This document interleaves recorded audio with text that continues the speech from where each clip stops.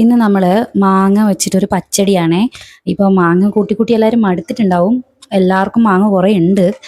എന്നാലും ഈ ഒരു രീതിയിലും കൂടി ഒന്ന് പച്ചടി വെച്ചിട്ടൊന്ന് കൂട്ടി വെക്കുക കേട്ടോ.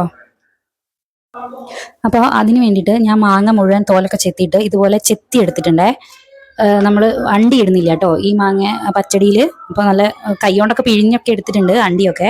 അണ്ടി ഞാൻ കാണിച്ചു തരാം.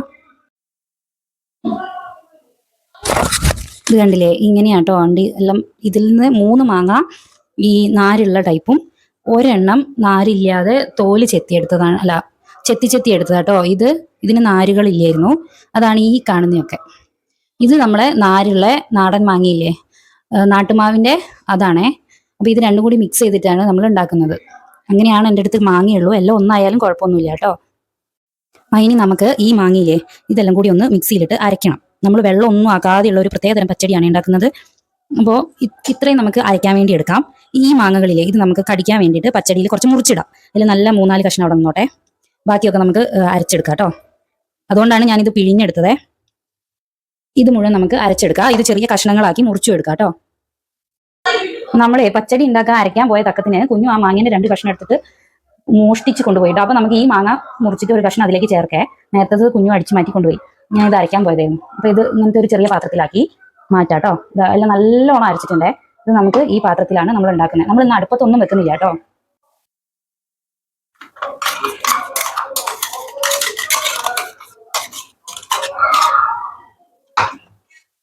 ഈ ജാറ് തന്നെ നമുക്ക് തേങ്ങ അരയ്ക്കാൻ വേണ്ടി എടുക്കാം. ഇതിൽ നല്ലോണം അരഞ്ഞിട്ടില്ല എന്ന് തോന്നുന്നു കേട്ടോ. അപ്പോൾ ഈ മാങ്ങ മതി. ഇത് മുറിച്ചിട്ട് ഇടാം കേട്ടോ. ഇനിയും പുതിയ മാങ്ങ മുറിക്കുന്നില്ലേ. അതിനുവേണ്ടി തേങ്ങ ഞാൻ ആദ്യം കുറച്ച് ചിരവിയിട്ട് ഫ്രിഡ്ജിലെടുത്ത് വെക്കുവേ. തേങ്ങ ചിരവാൻ കുറച്ച് മടിയാണ്. അപ്പോൾ എന്തായാലും ചിരവേണ്ടപ്പോൾ ആദ്യം അങ്ങ് കുറച്ച് തേങ്ങ മതി കേട്ടോ. അധികം തേങ്ങ വേണ്ട. പിന്നെ വേണ്ടത് പച്ചമുളകാണ്. ഇതാണേ, ഇത്രയും മുളക് എടുത്തിട്ടുണ്ട്. ഇത് അധികം എരിവൊന്നും ഇല്ലാത്തതാട്ടോ. അപ്പോൾ ഇത് മുഴുവൻ നമുക്ക് ഇടാം. നമ്മൾ മാങ്ങയ്ക്ക് നല്ല മധുരം ഉണ്ടാവും. അപ്പോൾ ഇത് ഈ മൊട്ടി കളയട്ടെ. എന്നിട്ട് അതും കൂടി ഇട്ടിട്ട് ആദ്യം ഒന്ന് ചതച്ചിട്ട് വരണേ. ഇപ്പോൾ മുളക് റെഡിയാക്കിയിട്ടുണ്ട്. നമുക്ക് ഇതൊന്ന് അരയ്ക്കണ്ട, ഒന്ന് നല്ലോണം ഒന്ന് ചതച്ചിട്ട് വരാം കേട്ടോ. എന്നിട്ട് അതിൻ്റെ കൂടെ ഇനിയും സാധനങ്ങൾ കൂട്ടാനുണ്ടേ. അരച്ചിട്ടുണ്ട്. അരഞ്ഞിട്ടില്ല, ചതഞ്ഞ പോലെയാണ് ആയത്. കുറച്ചല്ലേ ഉള്ളൂ, അതുകൊണ്ട് ഇത് കറങ്ങി കളിക്കുക കേട്ടോ. ഇനി നമുക്കിതിലേക്ക് കുറച്ച് ഇത് ഒഴിക്കാം. കാരണം തീരെ കുറവായതുകൊണ്ട് അരയുന്നില്ല. കുറച്ചായില്ലേ. ഞാനിപ്പോൾ 2-3 മാങ്ങ കൊണ്ട് മാത്രമാണ് ഇത് ചെയ്യുന്നത്. അപ്പം അതിനനുസരിച്ചുള്ള അളവാട്ടോ. എത്ര മാങ്ങയായാലും കുറച്ച് തേങ്ങ ലേശം കുറച്ചെടുത്താൽ മതിയേ. അതിലേക്ക് കടുക് ഇട്ടിട്ടുണ്ട് കേട്ടോ. നമ്മൾ ആദ്യം ഒന്ന് ചതച്ചതാണ്. അപ്പോൾ ഇത്രയും ഒരു 1/2 സ്പൂണോളം കടുകാണ് ഇട്ടത്. ഇനി അതിലേക്ക് ഇത്ര തൈര്. ഇത് പുളിയില്ലാത്ത തൈരാണേ. അധികം വേണ്ട കേട്ടോ. പുളി കുറച്ച് കുറഞ്ഞ തൈര് തന്നെ എടുക്കണേ. പുതിയ തൈരുണ്ടെങ്കിൽ അത്. അന്നന്ന് ഉറയെ ഒഴിക്കുന്നതാണെങ്കിൽ പുളി അധികം ഉണ്ടാവില്ല. അപ്പം അത്ര 2 സ്പൂണോളം ഒഴിച്ചിട്ടുള്ളൂ.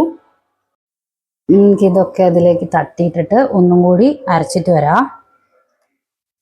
അരയ്ക്കൂ. മറ്റേത് നല്ലോണം കുറച്ച് തേങ്ങയൊക്കെ അരഞ്ഞതുകൊണ്ട് ഒന്ന് വേഗം കറക്കി എടുത്താൽ മതിയാവേ. ഞാൻ അരച്ചു കൊണ്ടുവന്നിട്ടുണ്ടേ. ഇതിപ്പോൾ ഇങ്ങനെയാട്ടോ ഉണ്ടാവുക. ചില കടുകുകളൊന്നും അരയൂല, അതൊക്കെ ചതുങ്ങി കിട്ടുകയുള്ളൂ കേട്ടോ. ഇനിയിപ്പോൾ കടുക് ഇഷ്ടമില്ലാത്തവർ പച്ചടി കൂട്ടൂല. എന്നാലും കടുകിന് കയ്പ്പ് വരും എന്നൊക്കെ തോന്നുകയാണെങ്കിൽ ഒന്ന് ചതച്ചെടുത്താൽ മതി. ആദ്യം തേങ്ങ നല്ലോണം അരച്ചിട്ട് രണ്ടാമത് കടുക് ഇട്ടിട്ട് ഒന്ന് ചതച്ചെടുക്കുക. ഇനിയിപ്പോൾ ഇത് നമ്മൾ ഇതിലേക്ക് മിക്സ് ചെയ്യുകയാണേ.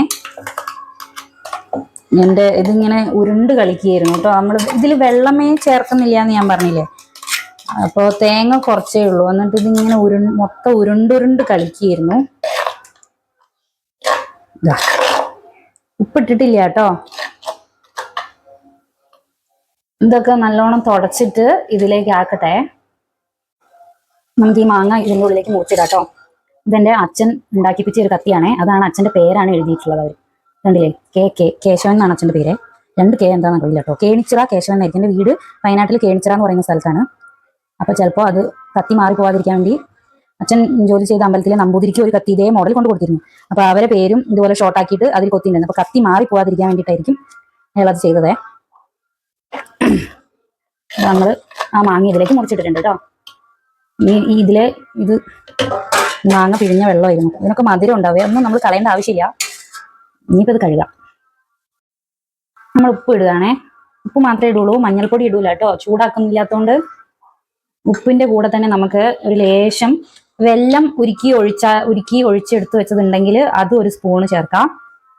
അല്ലെങ്കിൽ ഞാൻ ഇപ്പം ഈ ചേർക്കുന്നത് തേനാണേ. ആവശ്യമൊന്നുമില്ല, പിന്നെ കുറച്ച് മധുരം ആയിക്കോട്ടെ എന്ന് വിചാരിച്ചിട്ടാട്ടോ. നല്ല തേനാണ്.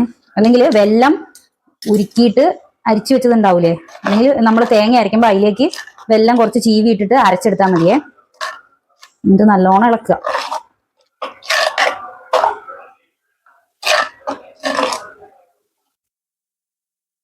കാണിച്ചു തരാം. മഞ്ഞപ്പൊടിയൊന്നും ഇട്ടിട്ടില്ല, എന്നാലും നമ്മളുടെ കറി ഏകദേശം പച്ചടി മഞ്ഞ കളർ ആയിട്ടുണ്ട്. നമുക്ക് ഇതിലേക്ക് ഒരു വറവും കൂടി ഇടാം കേട്ടോ. വെളിച്ചെണ്ണയാണേ. നെയ്യിൽ വറവിടുന്നവരൊക്കെ ഉണ്ട്, പക്ഷെ ഞാൻ വെളിച്ചെണ്ണയിലാണ് വറവിടല്. വെളിച്ചെണ്ണയിലേക്ക് കുറച്ച് കടുക്, കുറച്ച് മതിയേ.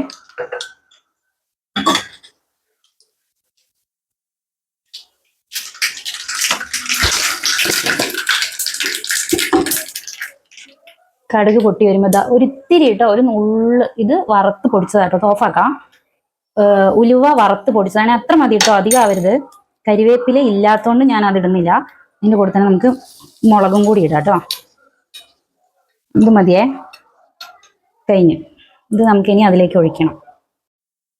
ഇതാട്ടോ, മുളക് കരിഞ്ഞു പോയി തോന്നുന്നു. കണ്ടിട്ട് കരിഞ്ഞ പോലെ ഉണ്ടേ, കണ്ടിട്ടല്ല മണത്തിട്ടും കരിഞ്ഞ പോലെ ഉണ്ട്. അപ്പോൾ നമ്മുടെ പച്ചടി റെഡിയാണേ. എരിവുണ്ടാവും. പുളി, മാങ്ങേൻ്റെ പുളി ഉണ്ടെങ്കിൽ, തൈരിന് പുളി വേണ്ട കേട്ടോ, പുളി ഇല്ലാത്ത തൈരാണ് ചേർക്കേണ്ടത്. പിന്നെ നല്ല മധുരം ഉണ്ടാവും, നല്ല എരിവും ഉണ്ടാവും. മുളകിനനുസരിച്ച് എരിവും മധുരവും പുളിയും ഉപ്പും എല്ലാം കൂടി ചേർന്നൊരു സ്വാദായിരിക്കും കേട്ടോ. സ്വാദ് നോക്കട്ടെ. ഇതിങ്ങനെ വെറുതെ കഴിച്ചു പോവേ നമ്മൾ, ചോറിന് കൂട്ടിയില്ലെങ്കിൽ. അയ്യോ, എൻ്റെ മുളകിന് നല്ല എരിവുണ്ട് കേട്ടോ. ഞാൻ വിചാരിച്ചു മുളക് പിഞ്ച് മുളകായിരുന്നു എന്ന്, പക്ഷെ നല്ല എരിവുള്ള മുളകാണേ. നിങ്ങൾ എല്ലാ ഐറ്റംസും ഉണ്ടാക്കി കഴിഞ്ഞിട്ടുണ്ടെങ്കിൽ ഇങ്ങനെയും കൂടി ഒന്ന് പച്ചടി ഉണ്ടാക്കി നോക്കേ. ഇതിപ്പോൾ ചോറിന് മധുരമുള്ള കറികൾ ഇഷ്ടമുള്ളവർക്ക് ചോറിന് എന്തായാലും കൂട്ടാൻ പറ്റും കേട്ടോ.